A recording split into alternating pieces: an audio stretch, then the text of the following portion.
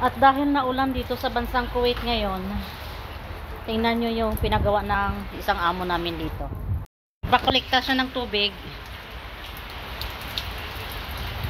Sa kasama ko din na Pilipina, ipapuno niya daw yan. Hindi ko alam kung anong gagawin niya dyan. O diba?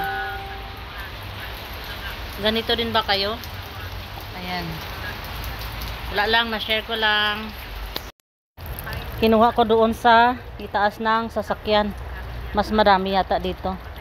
Mas madaling mapuno. Ayan, diba?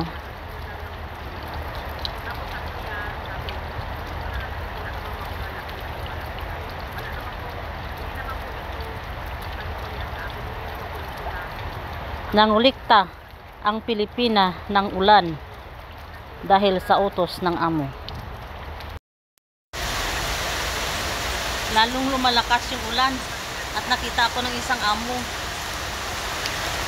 Ayun na siya, umalis na siya. O, diba? Umalis na yung amo na nakakita sa akin. Lumalakas ang ulan, grabe. Ngayon lang pong summer na lumakas yung ulan.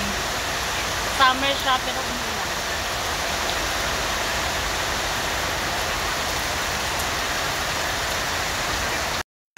Ayan o, ang dumi. Hindi ko alam kung anong gagawin niya dito. Ngayon ay dadalhin ko na sa kanya. Dumi ng ulan kasi. Summer kasi ngayon.